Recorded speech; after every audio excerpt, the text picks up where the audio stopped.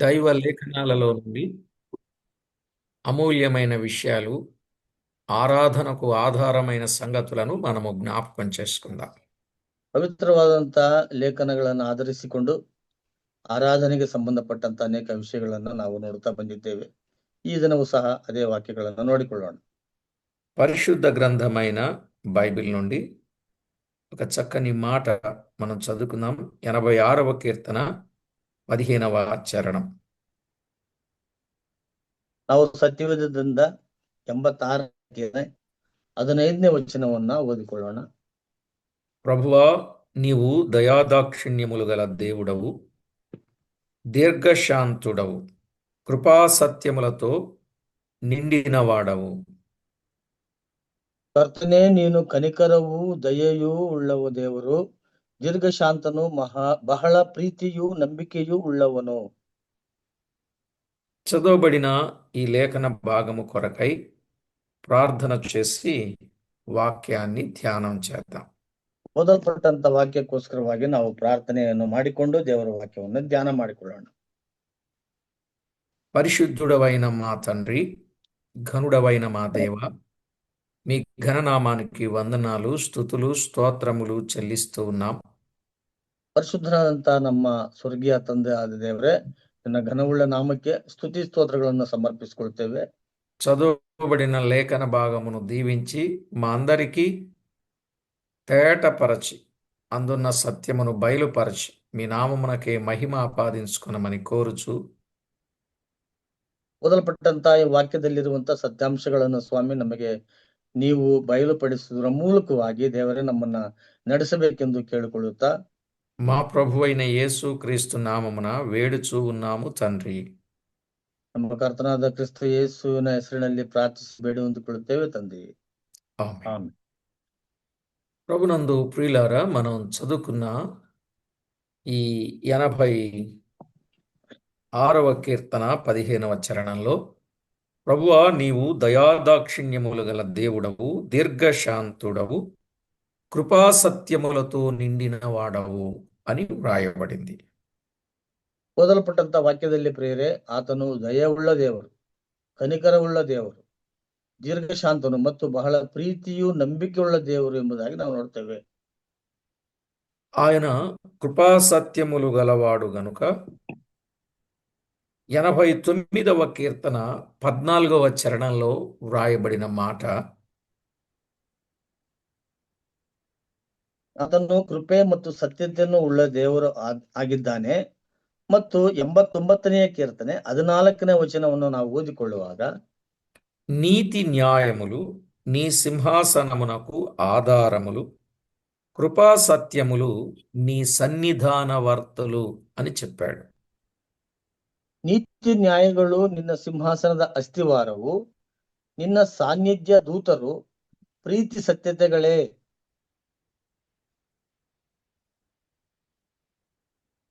ఆయన సింహాసనమునకు ఆధారం ఏమిటంటే కృపాసత్యములే అనే మాట చూస్తాం. ಆತನ ಸಿಂಹಾಸನಕ್ಕೆ ಆಧಾರ ಏನು ಎಂಬುದಾಗಿ ನೋಡುವಾಗ ಕೃಪೆ ಮತ್ತು ಸತ್ಯತೆಗಳೇ. ఈ కృపాసత్యములు అసలు ఏం చేస్తాయి అని మనం ఆలోచన చేస్తే 61వ కీర్తన 7వ చరణం. ವಚನ ಬ್ರದರ್. 61:7. ಈ ಕೃಪಾ ಸತ್ಯತೆಗಳು ಏನು ಮಾಡುತ್ತವೆ ಎಂಬುದಾಗಿ ನಾವು ನೋಡುವಾಗ 61ನೆಯ ಕೀರ್ತನೆ 7ನೇ ವಚನವನ್ನ ನಾವು ಗಮನಿಸುವುದಾದರೆ,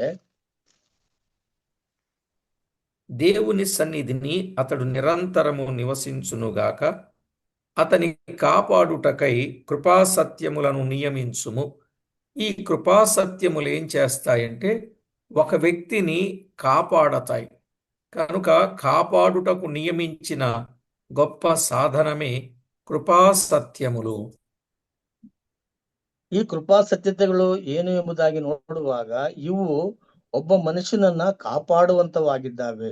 ಇಲ್ಲಿ 7ನೇ ವಚನದಲ್ಲಿ ನಾವು ಗಮನಿಸಿದರೆ ಈ ರೀತಿಯಾಗಿ ಓದ್ಕೊಳ್ತೇವೆ, ಅವನು ನಿನ್ನ ಸಾನ್ನಿಧ್ಯವನ್ನು ಪಡೆದು ಸದಾಕಾಲವು ಸಿಂಹಾಸನಾರೂಢನಾಗಿರಲಿ, ನಿನ್ನ ಪ್ರೇಮ ಸತ್ಯತೆಗಳು ಅವನ ಬೆಂಗಾವಲಾಗಿರಲಿ.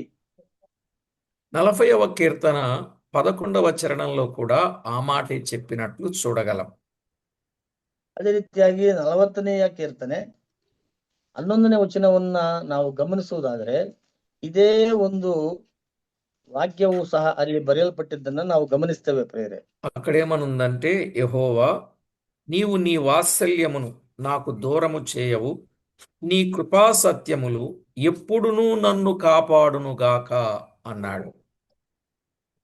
ಯೆಹೋವನೇ, ನೀನಂತೂ ನಿನ್ನ ಕರುಣೆಯನ್ನು ನನ್ನಿಂದ ಅಗಲಿಸಬೇಡ, ನಿನ್ನ ಕೃಪಾ ಸತ್ಯತೆಗಳು ನನ್ನನ್ನು ಯಾವಾಗಲೂ ಕಾಪಾಡಲಿ. అవును, కృపా సత్యములు కాపాడేవి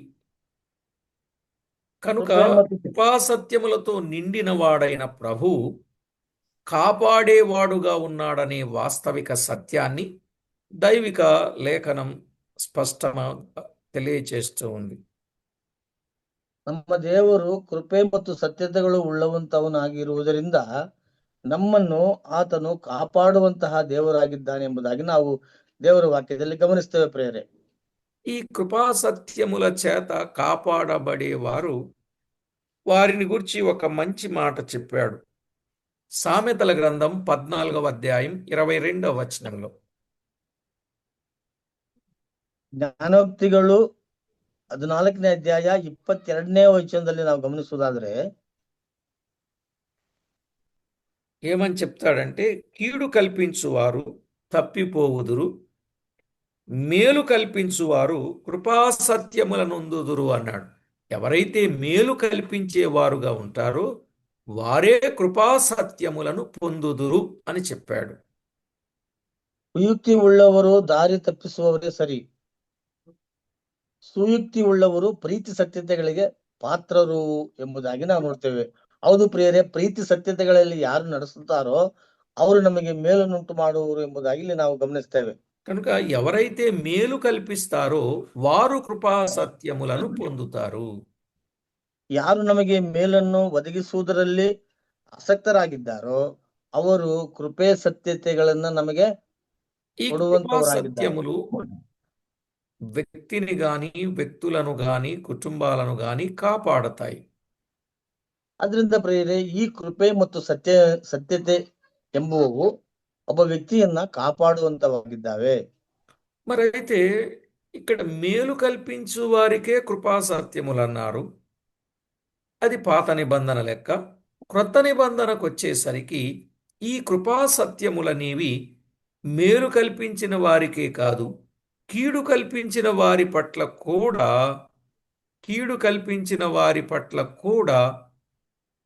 ఆయన కృపా సత్యములను కుమ్మరింపజేసినట్లు, అంటే పాపం చేసిన వారి పట్ల కూడా కృపా సత్యములు ఉన్నట్లు మనము చూడగలం.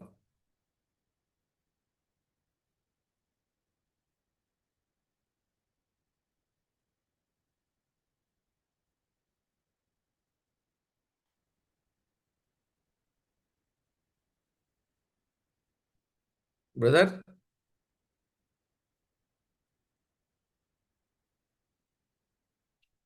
శేఖరన్న మీరు స్టార్ట్ చేయండి.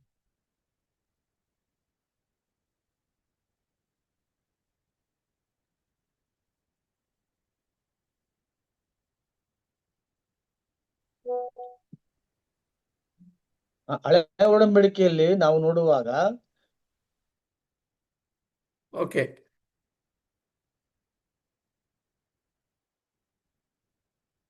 కృపా సత్యములు మానవుని పట్ల ఆయన చూపేవాడుగా ఉన్నాడు.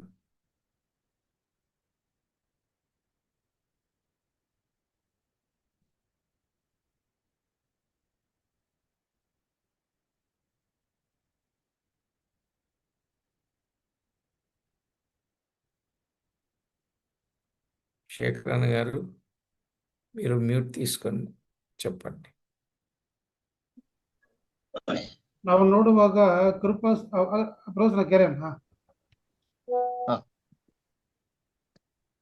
ಅದೇ ಕೃಪಾ ಸತ್ಯತೆಗಳು ಇಲ್ಲಿ ಹಳೆ ಒಡಂಬಡಿಕೆಯಲ್ಲಿ ಒಳ್ಳೆಯವರು ಕೃಪೆ ಸತ್ಯತೆಗಳನ್ನಿಗೆ ತೋರಿಸಲು ಪಾತ್ರರಾಗಿರ್ತಾರೆ ಎಂಬುದಾಗಿ ಹೇಳಿದ್ದಾರೆ. ಆದ್ರೆ ಹೊಸ ಒಡಂಬಡಿಕೆಯಲ್ಲಿ ನೋಡಿದ್ರೆ ಕೆಟ್ಟವರಿಗೂ ಸಹ ದೇವರು ಕೃಪಾ ಸತ್ಯತೆಗಳನ್ನ ಒದಗಿಸುವಂತವನಾಗಿದ್ದಾನೆ ಎಂಬುದಾಗಿ ನಾವು ನೋಡ್ತೇವೆ. చూడండి, కృపా సత్యం అంటే ఎలా ఉంటుందో దైవ లేఖనంలో మనం చూడొచ్చు. ಕೃಪೆ ಸತ್ಯತೆಗಳು ಯಾವ ರೀತಿಯಾಗಿರುತ್ತವೆ ಎಂಬುದಾಗಿ ನಾವು ಸತ್ಯವೇದದಲ್ಲಿ ನಾವು ಗಮನಿಸಬಹುದು. యోహాను సువార్త 8వ అధ్యాయం 9 నుండి 11 వచనాలు కలిసి చదువుకుందాం. ಯೋಹಾನ ಬರೆದ ಸುವಾರ್ತೆ 8ನೇ ಅಧ್ಯಾಯ 9ರಿಂದ 11ನೇ ವಚನದ ತನಕ ನಾವು ಗಮನಿಸುವುದಾದರೆ, వారు ఆ మాట విని పెద్దవారు మొదలుకొని చిన్నవారి వరకు ఒకని వెంట ఒకడు బయటికి వెళ్ళిరి. యేసు ఒక్కడే మిగిలెను. ఆ స్త్రీ మధ్యన నిలువబడి ఉండెను. యేసు తల ఎత్తి చూచి, అమ్మా, వారెక్కడ ఉన్నారు? ఎవరునూ నీకు శిక్ష విధింపలేదా అని అడిగినప్పుడు ఆమె, లేదు ప్రభువా అనెను. అందుకు యేసు, నేనును నీకు శిక్ష విధింపను, నీవు వెళ్ళి ఇక పాపము చేయకుమని ఆమెతో చెప్పెను. ಯೋಹಾನ ಸುವಾರ್ತೆ 8ನೇ ಅಧ್ಯಾಯ 9ರಿಂದ 11ನೇ ವಚನ ತನಕ ನಾವು ನೋಡಿದ್ರೆ, ಆ ಮಾತನ್ನು ಹೇಳಿ ತಾವೇ ಪಾಪಿಗಳೆಂದು ಮನಸ್ಸಿನಲ್ಲಿ ಅಂದುಕೊಂಡು ಹಿರಿಯರ ಮೊದಲುಗೊಂಡು ಕಿರಿಯರವರೆಗೆ ಒಬ್ಬರಿಂದ ಒಬ್ಬರು ಹೊರಗೆ ಹೋದರು. ಯೇಸು ಒಬ್ಬನೇ ಉಳಿದನು ಮತ್ತು ನಡುವೆ ನಿಂತಿದ್ದ ಯೇಸು ಅಲ್ಲೇ ಇದ್ದಳು. ಆ ಹೆಂಗಸು ಅಲ್ಲೇ ಇದ್ದಳು. ಯೇಸು ನೆಟ್ಟಿಗೆ ಕೂತುಕೊಂಡು ಆ ಸ್ತ್ರೀಯನ್ನು ಹೊರತು ಮತ್ತೆ ಯಾರನ್ನು ನೋಡದೆ ಆಕೆ, ಅಮ್ಮ, ನಿನ್ನ ಮೇಲೆ ತಪ್ಪು ಹೊರಿಸುವವರು ಎಲ್ಲಿದ್ದಾರೆ? ನಿನಗೆ ಯಾರು ಶಿಕ್ಷೆಯನ್ನು ವಿಧಿಸಲಿಲ್ಲವೋ ಅಂದನು. ಯಾರು ವಿಧಿಸಲಿಲ್ಲ ಸ್ವಾಮಿ ಅಂದಳು. ಯೇಸು ಆಕೆಗೆ, ನಾನು ನಿನಗೆ ಶಿಕ್ಷೆ ವಿಧಿಸುವುದಿಲ್ಲ, ಹೋಗು, ಇನ್ನು ಮೇಲೆ ಪಾಪ ಮಾಡಬೇಡ ಎಂದು ಹೇಳಿದನು. ఇక్కడ కృపా సత్యములు అనేవి తేటగా కనబడుతున్నాయి. ಪ್ರಿಯರೇ, ಇಲ್ಲಿ ಕೃಪೆ ಮತ್ತು ಸತ್ಯತೆಗಳು ಅನ್ನುವಂಥದ್ದು స్పష్టವಾಗಿ ನಮ್ಗೆ ಇಲ್ಲಿ ಕಾಣಿಸ್ತಾ ಇದೆ. ఏమిటి కృప అనంటే, వాస్తవంగా ఆమె పాపం చేస్తూ పట్టబడింది. పట్టబడిన ఆమెను రాళ్లతో కొట్టి చంపాలి. వారిని రాళ్లతో కొట్టి చంపాలి. ವಾಸ್ತವವಾಗಿ ನೋಡುವುದಾದರೆ ಪ್ರಿಯರೇ, ಆಕೆ ಪಾಪ ಮಾಡಿದ್ರಿಂದ ಕಲ್ಲುಗಳನ್ನು ತಕೊಂಡು ಹೊಡೆದು ಆಕೆಯನ್ನು ಸಾಯಿಸಬೇಕಾಗಿತ್ತು. ಆದ್ರೆ ಇನ್ನೊಂದು ದೃಷ್ಟಿಕೋನದಲ್ಲಿ ನೋಡಿದ್ರೆ, ಅವರನ್ನು ಸಹ ಪಾಪ ಕಲ್ಲಿನಿಂದ ಹೊಡೆದು ಸಾಯಿಸುವಂತಹ ಒಂದು ಶಿಕ್ಷಾ ಗುರಿಯಲ್ಲೇ ಅವರು ಇದ್ದರು ಎಂಬುದಾಗಿ ನಾವು ನೋಡ್ತೇವೆ. అయితే ఎవరు చంపాలి? ಆದ್ರೆ ಸಾಯಿಸುವಂತವ್ರು ಯಾರು ಎಂಬುದಾಗಿ ನಾವು పాపిని, ನೋಡುವುದಾದ್ರೆ, పాపము లేని వ్యక్తి రాతితో కొట్టి చంపాలి. ಹೌದು ಪ್ರಿಯರೇ, ಪಾಪ ಇಲ್ಲದವರು ಅಥವಾ ಪಾಪ ಇಲ್ಲದವನು ಪಾಪ ಮಾಡಿದಂತವರನ್ನ ಕಲ್ಲಿನಿಂದ ಹೊಡೆದು ಸಾಯಿಸಬೇಕು. అయితే ఇక్కడ మనము జ్ఞాపకం చేసుకున్నట్లయితే, అందరూ పెద్దవారు మొదలుకొని చిన్నవారి వరకు కూడా పాపము చేసినట్లు, వారి పాపం వారికి తెలిసినట్లు, ఆ పాపాన్ని బట్టి వారు రాయి వేయకుండా వెళ్ళిపోయినట్లు ఈ భాగంలో మనం చూస్తాం. ಇಲ್ಲಿ ಪ್ರಿಯರೇ, ಚಿಕ್ಕವರು ಕಿರಿಯರಿಂದ ಮೊದಲುಗೊಂಡು ಹಿರಿಯರವರೆಗೂ ಒಬ್ಬೊಬ್ಬರು ಸಹ ಅವರ ಮೇಲೆ ಕಲ್ಲುಗಳನ್ನು ಹಾಕದೆ ಹೊರಟು ಹೋಗಿರುವುದನ್ನ ನಾವಿಲ್ಲಿ ಗಮನಿಸ್ತೇವೆ ಪ್ರಿಯರೇ. కానీ యేసు ಯಾಕಂದ್ರೆ ఒక్కడే ಪ್ರಿಯರೇ, మిగిలాడు ಅವರೆಲ್ಲರೂ అక్కడ. ಪಾಪದಲ್ಲಿದ್ದರು. యేసు ఒక్కడే మిగిలాడు. ಅಲ್ಲಿ ಪ್ರಿಯರೇ, ಯೇಸು ಕ್ರಿಸ್ತನು ಒಬ್ಬನೇ ಅಲ್ಲಿ ಉಳಿದನು ಎಂಬುದಾಗಿ ನಾವು ನೋಡ್ತೇವೆ. ఎందుకని? ఆ ఒక్కడు పాపం లేనివాడు, పరిశుద్ధుడైన వాడు, నీతిమంతుడైన వాడు. ಯಾಕಂದ್ರೆ ಪ್ರಿಯರೇ, ಆತನೊಬ್ಬನೇ ಪಾಪವಿಲ್ಲದಂತವನು, ಪರಿಶುದ್ಧನಾಗಿರುವಂತವನು ಎಂಬುದಾಗಿ ನಾವು ನೋಡ್ತೇವೆ. యేసు తల ఎత్తి చూచి, అమ్మా, వారెక్కడ ఉన్నారు? ఎవరునూ నీకు శిక్ష విధింపలేదా అని చెప్పాడు. ಯೇಸು ಸ್ವಾಮಿಯು ಆಕೆಯನ್ನು ನೋಡಿ, ಅಮ್ಮ, ನಿನಗೆ ತಪ್ಪು ಹೊರಿಸುವವರು ಎಲ್ಲಿದ್ದಾರೆ? ನಿನಗೆ ಯಾವುದು ಶಿಕ್ಷೆ ವಿಧಿಸಲಿಲ್ಲವೋ ಎಂಬುದಾಗಿ ಆಕೆ ಹೇಳಿದನು. అప్పుడు ఆ మంది లేదు ప్రభు అని మాట్లాడింది. ಆಕೆ ಹೇಳ್ತಿದ್ದಾಳೆ, ಇಲ್ಲ ಸ್ವಾಮಿ ಎಂಬುದಾಗಿ ಆಕೆ ಹೇಳಿದ್ದನ್ನು ನಾವು ನೋಡ್ತೇವೆ. అప్పుడు యేసు ప్రభు అన్నారు, నేను నీకు శిక్ష విధింపను, ఇది కృప. ಆಗ ಯೇಸು ಸ್ವಾಮಿಯವರು ಆಕೆಗೆ ಹೇಳಿದ್ದು, ಯೇಸು ಆಕೆಗೆ, ನಾನು ನಿನಗೆ ಶಿಕ್ಷೆ ವಿಧಿಸುವುದಿಲ್ಲ, ಅದರಿಂದ ಪ್ರೇರೆ ಇದು ಕೃಪೆ ಅಂತಂದ್ರೆ ಇದು ಆಗಿದೆ. శిక్షింపబడవలసినటువంటి సోదరిని శిక్షించకుండా క్షమించాడు. చూసారా? అదేనండి కృప అంటే. ಶಿಕ್ಷಿಸಬೇಕಾಗಿರುವಂತಹ ಸ್ತ್ರೀಯನ್ನ ಯೇಸು ಸ್ವಾಮಿಯವರು ಶಿಕ್ಷಿಸದೆ ಬಿಟ್ರಲ್ಲ, ಇದೇ ಕೃಪೆ ಎಂಬುದಾಗಿ ಹೇಳುವಂಥದ್ದು. మరి సత్యం అంటే ఏమిటి? అందుకు యేసు, నేను నీకు శిక్ష విధింపను, నీవు వెళ్ళి ఇక పాపము చేయకుమని ఆమెతో చెప్పాడు. ఇక పాపం చేయొద్దు, అది సత్యం. ಸತ್ಯವೆಂಬುದಾಗಿ ಹೇಳುವಾಗ ಪ್ರೇರೆ, ಇನ್ನು ಮೇಲೆ ನೀನು ಪಾಪ ಮಾಡಬೇಡ ಅನ್ನುವಂಥದ್ದೇ ಸತ್ಯವಾಗಿದೆ. కాబట్టి ప్రతి ఒక్కరూ ఈ విషయాన్ని కొంచెం జాగ్రత్తగా ఆలోచన చేయండి. సత్యం చెప్పాడు, నువ్వు వెళ్ళి పాపం చేయకు. పాపం చేసావంటే ఇంకా ఎక్కువ శిక్ష నీ మీద పడుద్ది. ఇది వరకటిది ఇప్పటిది అంతా కలిసి పడుద్ది.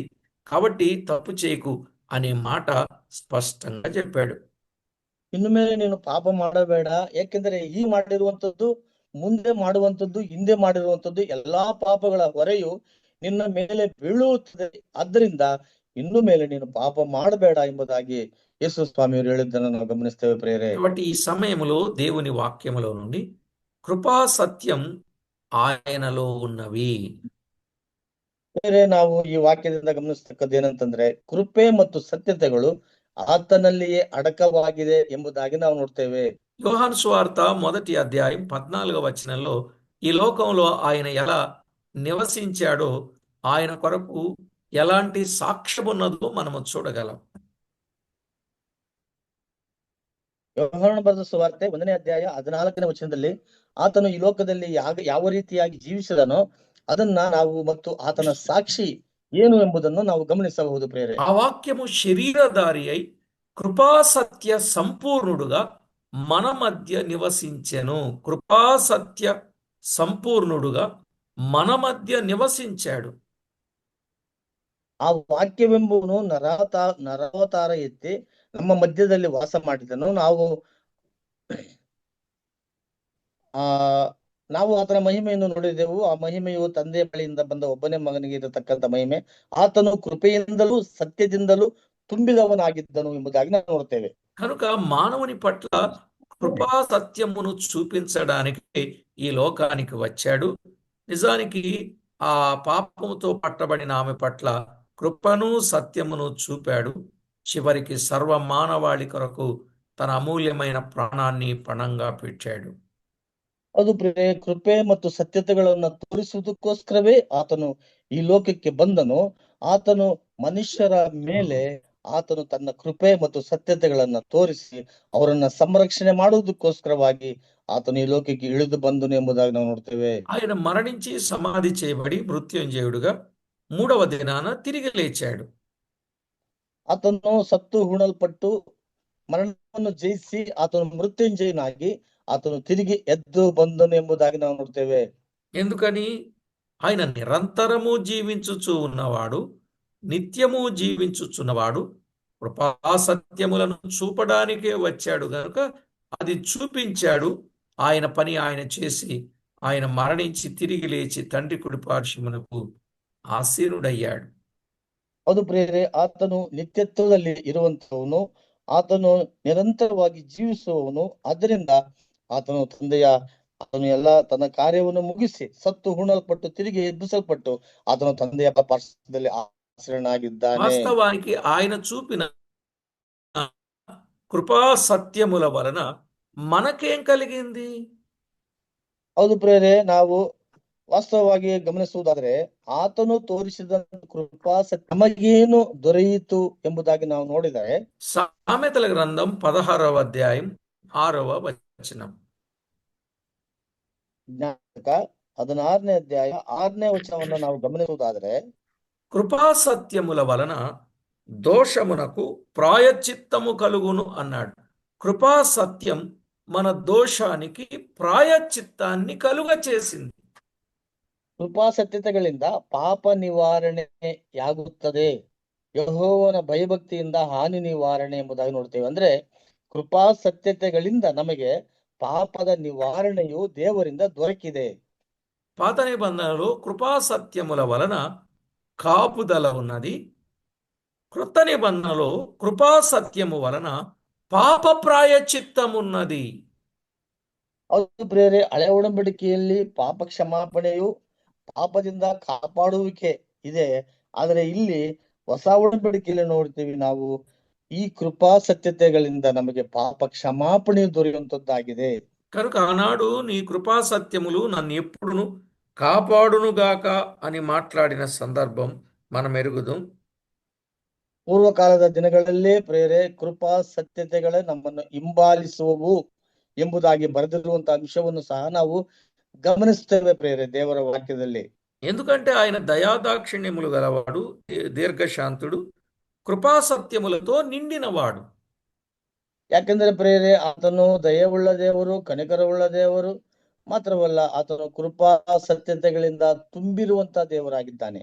మరి మీ ఆయన కృపాసత్యముల వలన మీ పాపానికి ప్రాయశ్చిత్తం కలిగిందా?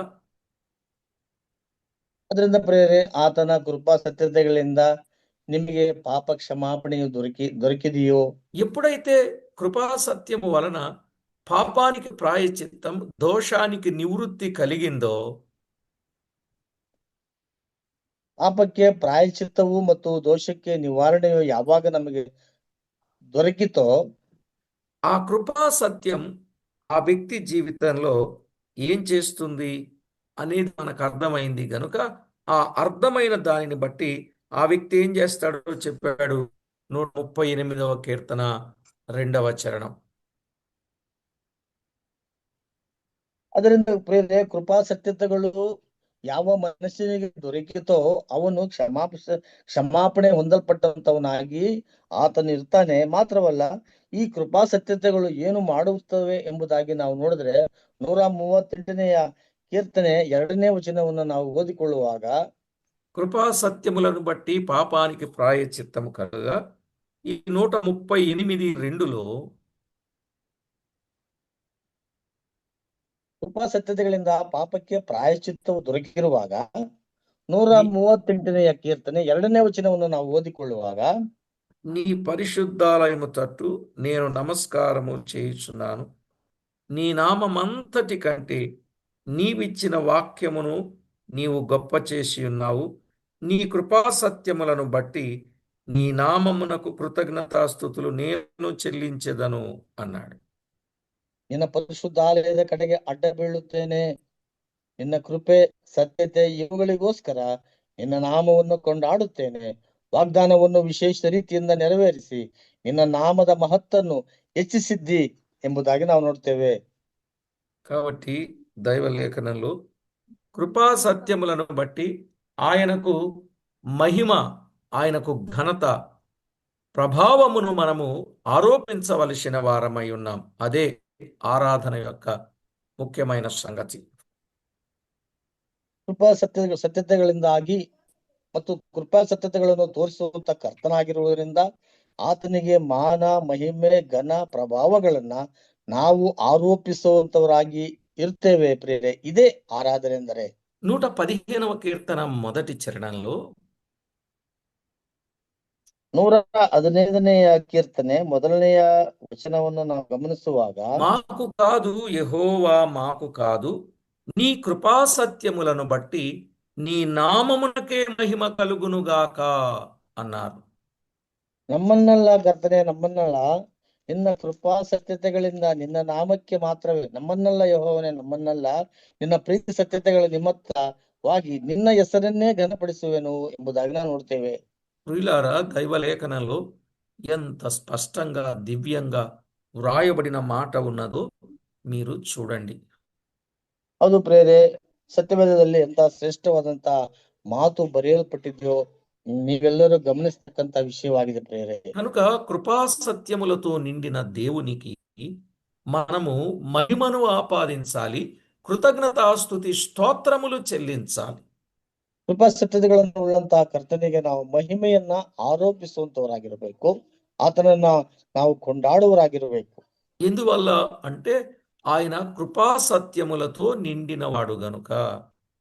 ಯಾಕಂದ್ರೆ ಪ್ರೇರೆ ಆತನು ಕೃಪೆ ಮತ್ತು ಸತ್ಯತೆಗಳನ್ನ ತುಂಬಿಸಲ್ಪಟ್ಟಂತಹ ದೇವರಾಗಿರುವುದರಿಂದ, ఆయన కృపా సత్యముల వలన కాపాడువాడు గనుక. ಮಾತ್ರವಲ್ಲ ಪ್ರೇರೆ ಆತನು ಕೃಪಾ ಸತ್ಯತೆಗಳಿಂದ ನಮ್ಮನ್ನು ಕಾಪಾಡುವಂತವನಾಗಿದ್ದಾನೆ. ఆయన కృపా సత్యము వలన దోషానికి ప్రాయశ్చిత్తము చేయువాడు గనుక. ಆತನ ಕೃಪಾ ಸತ್ಯತೆಗಳಿಂದ ನಮ್ಮ ದೋಷಕ್ಕೆ, ಪಾಪಕ್ಕೆ ಪ್ರಾಯಶ್ಚಿತ್ತವು ದೊರಕಿದೆ ಪ್ರೇರೆ. మరింత దోషమును క్షమించి ప్రాయశ్చిత్తము చేసి పరిశుద్ధపరచిన ప్రభువును మనమేం చేయాలి? తప్పనిసరిగా స్తోత్రించాలి, ఘనపరచాలి, మ్రొక్కాలి, కొనియాడాలి. ನಮಗೆ ಪ್ರಾಯಶ್ಚಿತ್ತವನ್ನ ಕೃಪಾಸತ್ಯತೆಗಳ ಮೂಲಕವಾಗಿ ಪ್ರೇರೆ ನಮಗೆ ಪ್ರಾಯಶ್ಚಿತ್ತವನ್ನು ಅನುಗ್ರಹಿಸಿ ಆದರೂ ನಮ್ಮನ್ನು ನಡೆಸಿರುವಂತಹ ದೇವರಿಗೆ ನಾವು ಆತನಿಗೆ ವಿಧೇಯತೆಯಿಂದ ನಾವು ಕೃತಜ್ಞತಾ ಸ್ತುತಿಗಳನ್ನ ಸಮರ್ಪಿಸುವವರಾಗಿರಬೇಕು ಪ್ರೇರೆ. ఆలోచన చేయండి. ఎప్పుడు కూడా కృపా సత్యములను దేవుడు మనకు దూరం చేయడు, మనము దూరంగా ఉండకూడదు. ಮತ್ತು ಪ್ರೇರೆ ಕೃಪೆ ಸತ್ಯತೆಗಳನ್ನ ದೇವರು ಎಂದಿಗೂ ನಮ್ಮಿಂದ ಅದನ್ನು ದೂರ ಮಾಡುವವನಲ್ಲ. ಅದರಿಂದ ನಾವು ದೇವರಿಂದ ಯಾವುದೇ ಕಾರಣಕ್ಕೂ ಸಹ ದೂರವಾಗಿ ಹೋಗಬಾರದು ಪ್ರೇರೆ. అదే చెప్పాడు 40వ కీర్తన 11.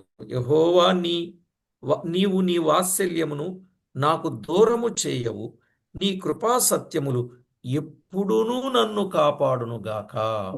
వచ్చిన మంది బ్రదర్ 40:11. 60ನೇ ಕೀರ್ತನೆ 11ನೇ ವಚನವನ್ನ ನಾವು ಗಮನಿಸುವುದಾದರೆ, ನಿನ್ನ ಕೃಪೆ ಸತ್ಯತೆಗಳು ನಮಗೆ ಯಾವಾಗಲೂ ಅನುಗ್ರಹಿಸಿ ಕೊಡು ಎಂಬುದಾಗಿ 11ನೇ ವಚನದಲ್ಲಿ ನಾವು ಈ ರೀತಿ ಓದ್ಕೊಳ್ತೇವೆ. ಯೆಹೋವನೇ, ನೀನಂತೂ ನಿನ್ನ ಕರುಣೆಯನ್ನ ನನ್ನಿಂದ ಅಗಲಿಸಬೇಡ, ನಿನ್ನ ಕೃಪಾ ಸತ್ಯತೆಗಳು ನನ್ನನ್ನು ಯಾವಾಗಲೂ ಕಾಪಾಡಲಿ. కాబట్టి కృపాసత్య సంపూర్ణుడైన ప్రభువును మనసారా తనివి తీర స్తుతించి మ్రొక్కి ఘనపరచి కొనియాడవలసిన వారమై ఉన్నాం. ಅದರಿಂದ ಪ್ರೇರೆ ಕೃಪಾ ಸತ್ಯತೆಯುಳ್ಳಂತ ದೇವರನ್ನ ನಾವು ಯಾವಾಗಲೂ ಸ್ತುತಿಸಿ ಕೊಂಡಾಡಿ ಹಾಡಿ ಹರಸಿ ಆತನನ್ನ ನಾವು ಮಹಿಮೆ ಪಡಿಸುವಂತವರಾಗಿ ಇರಬೇಕಾಗಿದೆ ಪ್ರೇರೆ.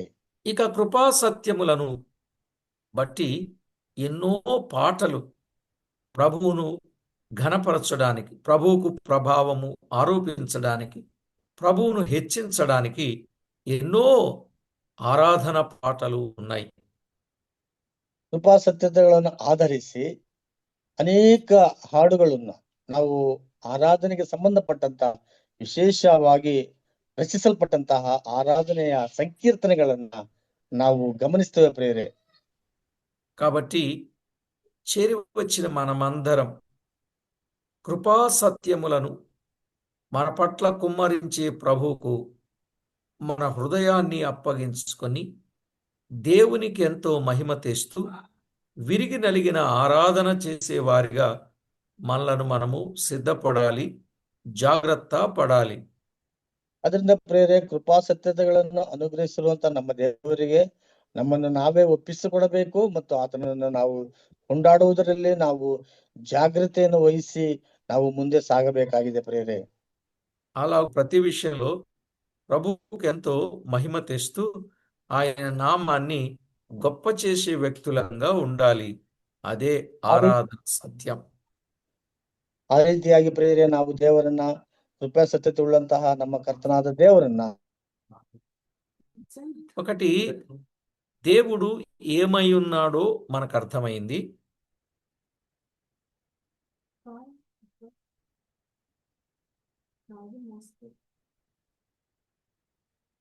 ఒకటి, దేవుడేమై ఉన్నాడో మనకు అర్థమైంది.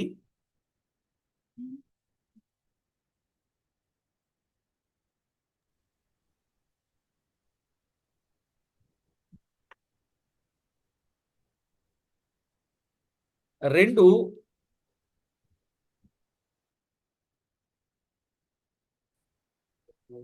మనమేమై ఉన్నామో మనకు అర్థమయ్యింది. 3, దేవుడు మనకేం చేశాడో మనకు అర్థమైంది. 4, ఆయన చేసిన దానిని బట్టి మనం ఏం చెయ్యాలో అర్థమైంది. ఇదే ఆరాధనలో 4 ముఖ్యమైన విషయాలు. కనుక ప్రతి ఒక్కరూ ఈ 4 విషయాలు మీ మనసులో పెట్టుకోండి. దేవుడేమై ఉన్నాడు? కృపాసత్యములతో నిండిన వాడై ఉన్నాడు. మనమెవరమై ఉన్నాం? పాపము శాపముతో పడి ఉన్నటువంటి వారం. మరి మనల్ని ఏం చేశాడు? మన పాపానికి ప్రాయశ్చిత్తం కలుగచేశాడు. అందుకు మనమేం చేయాలి? కృపాసత్యములను బట్టి కృతజ్ఞతా వందనములు, స్తుతులు, స్తోత్రములు చెల్లించాలి. అంతే ఆరాధనలో ఉన్న ముఖ్యమైన విషయం. కాబట్టి ఈ సంగతులను బట్టి ప్రభువును ఘనపరచుచు ప్రార్థన చేద్దాం. తలలు వంచు. పరిశుద్ధుడవైన మా తండ్రి, మీకు స్తోత్రం. విన్న విషయాలు అందరి హృదయాలలో ఫలింపచేయండి. నిజంగా మా జీవితంలో మీరు చూపిన కృపా సత్యములు ఎంత గొప్పవో. మేము ఒకప్పుడు శిక్షింపబడవలసిన వారం, ఒకప్పుడు పతనానికి జోగాడుచున్నటువంటి వారం, యుగయుగాలు ఆరని అగ్నిగంధకాలతో మండు గుండంలో పడవలసిన వారం. అలాంటి మమ్ములను ప్రేమించి మీరు రక్షించి మీ రాజ్య వారసులుగా చేసుకోవడానికి మీరిష్టపడి చేసిన ప్రతి విధమైన పుణ్యకార్యం అంతటిని బట్టి మిమ్మును స్తుతిస్తున్నాం. మా ప్రాణప్రియుడా, ఎంత గొప్ప విశేషమైన విషయాన్ని తేటగా మా ముందుంచి మమ్మను బలపరిచినందుకై స్తోత్రములు. మీ కృపా సత్యముల వలన మా పాపమునకు మా దోషమునకు ప్రాయశ్చిత్తము కలుగజేసినందుకు కృతజ్ఞతలు చెల్లిస్తూ, మాకు కాదు యెహోవా, మాకు కాదు, నీ నామమునకే నీ కృపా సత్యములను బట్టి మహిమను ఆరోపిస్తూ మా ప్రభువైన క్రీస్తు యేసు నామమున స్తోత్రము చెల్లించి స్తుతించి ప్రార్థించి మిక్కిలి వినయముగా బ్రతిమలాడి వేడుచూ ఉన్నాం మా పరమ తండ్రి. ఆమేన్.